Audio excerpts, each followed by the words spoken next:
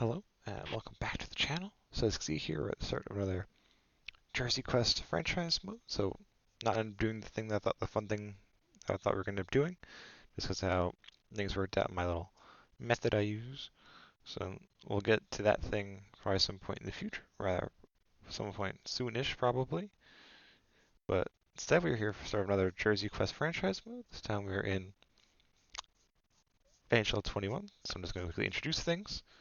And then you'll hear me stop talking. We'll get into kind of the season recap for the 2020-21 season. So yes, we're in NHL 21, which is a bit of a weird one, obviously, because this is the year, obviously, the COVID, half season they did obviously because of COVID and all that stuff. So it's going to be a bit of a funky one to start. But yeah, we're here as the New Jersey Devils.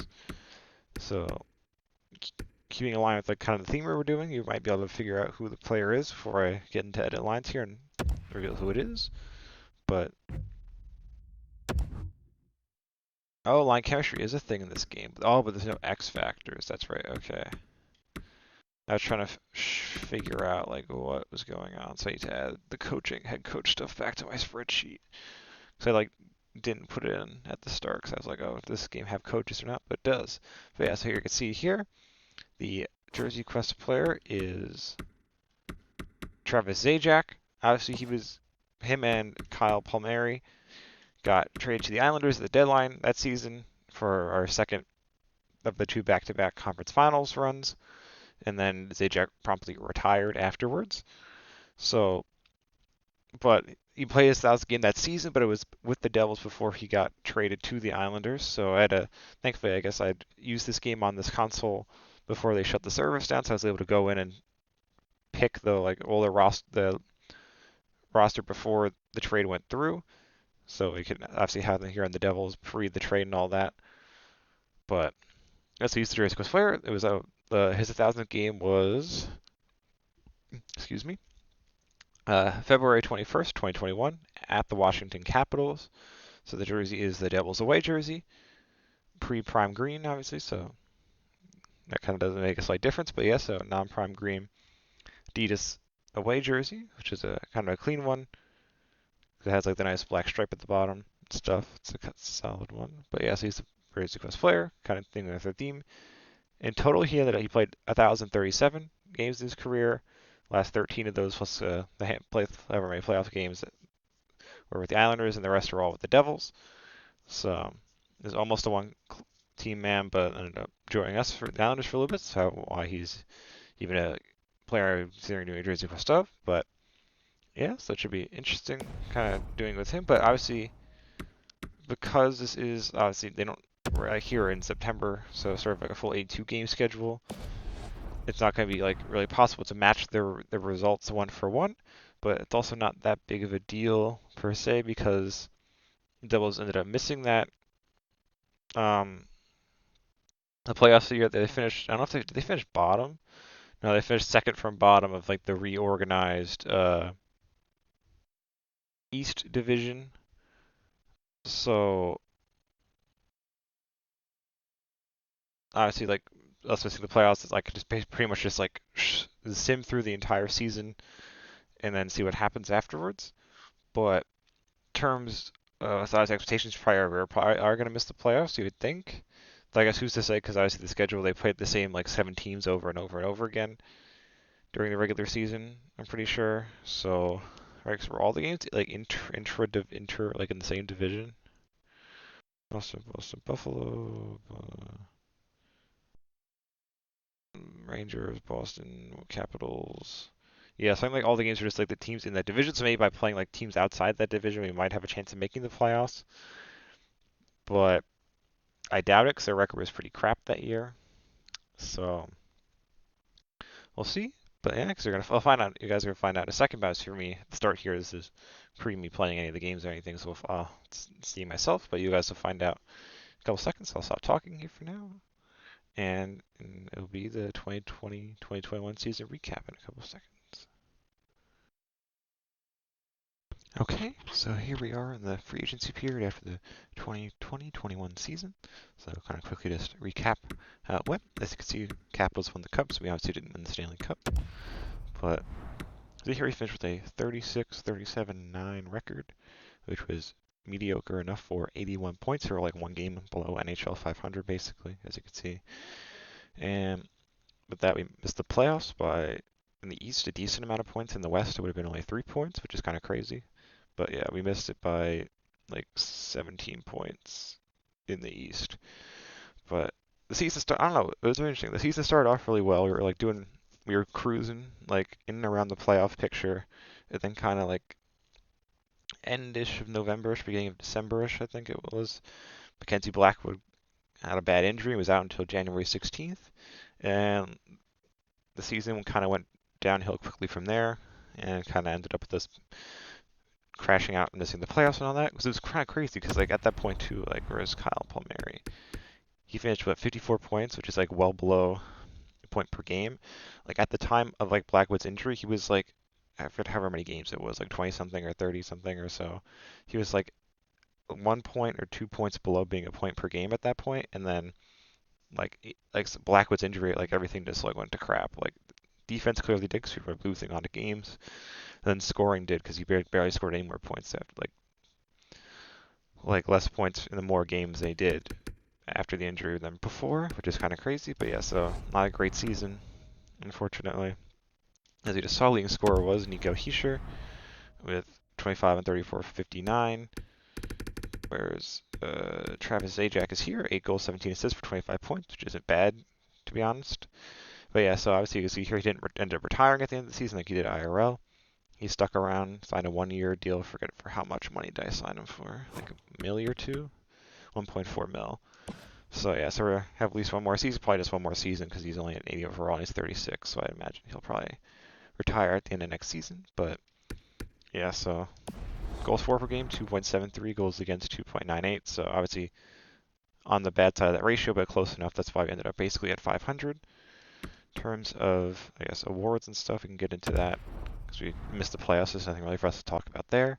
So as like we saw, Capitals won the Stanley Cup. They were third in the Metro with 99 points. President's Trophy went to the Flyers, who finished with 120 points, which is crazy. Which I also think was like 19 more than the second next closest team. Yeah, 19 more than next closest team, which was Buffalo at 101. Chicago into the Cup final from the West. They were second in the Central, 95. And then obviously Caps won the Prince of Wales Trophy.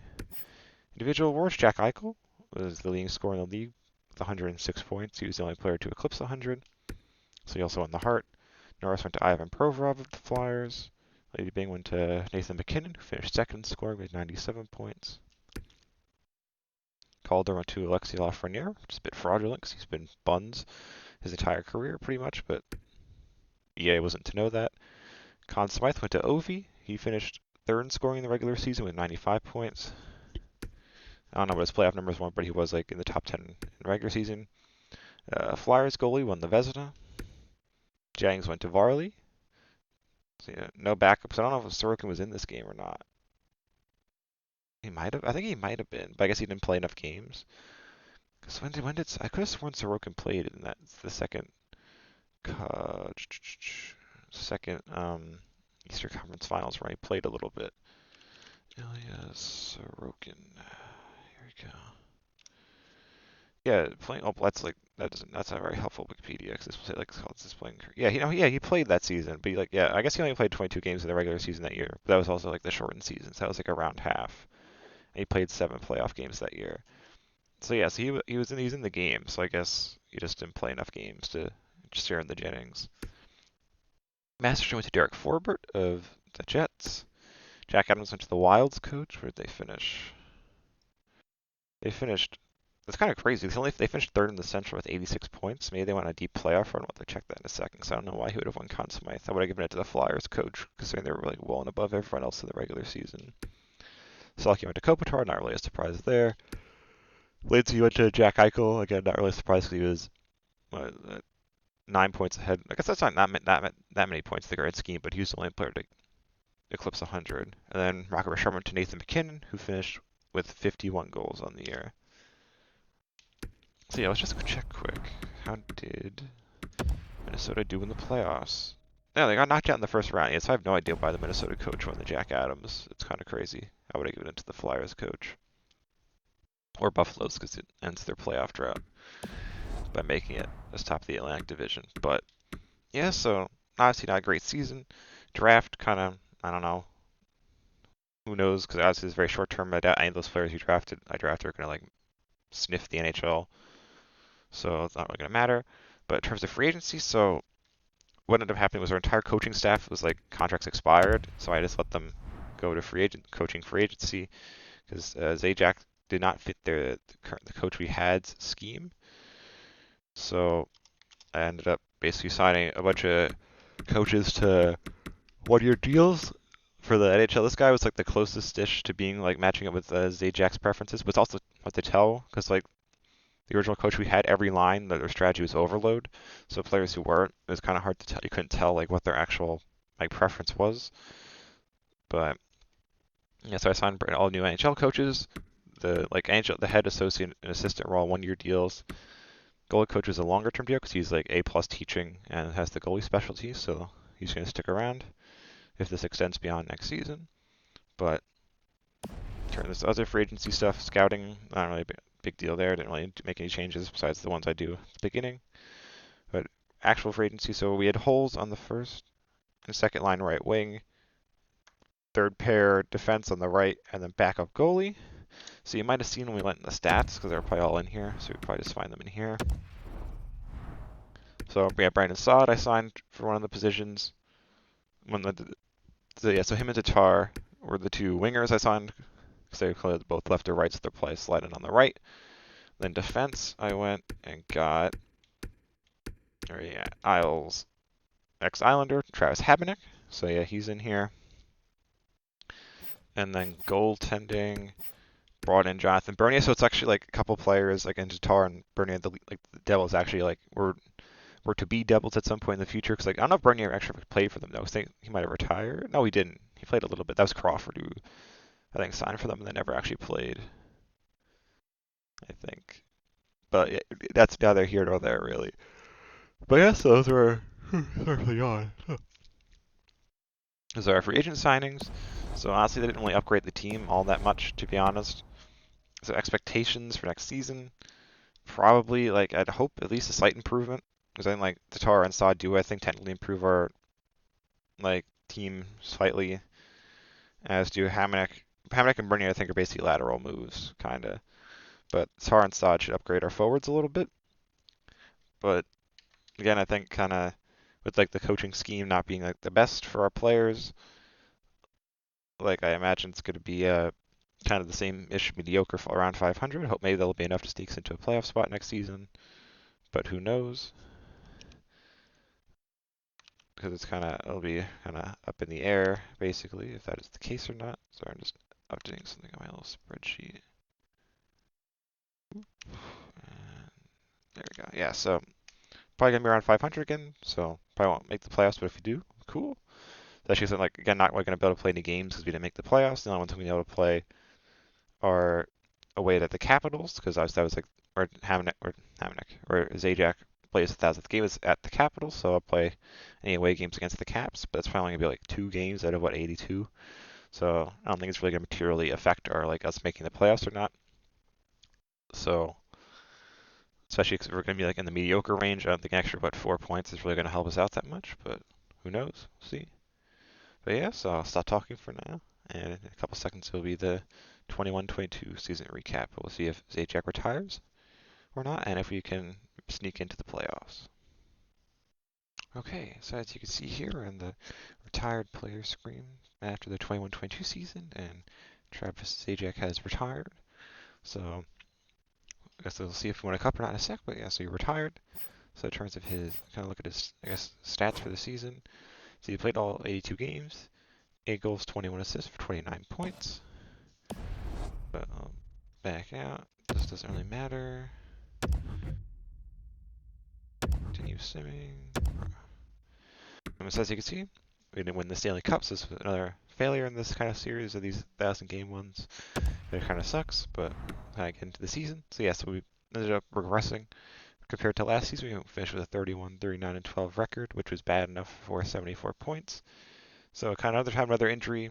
Instead of Blackwood this time, it was Jack Hughes basically missed a month, and that's kind of when things went downhill again there. Basically one of our best players for a month, but goals for per game 2.74, goals against 3.28. So again, bad side of that ratio, which is why we're 8 games below 500.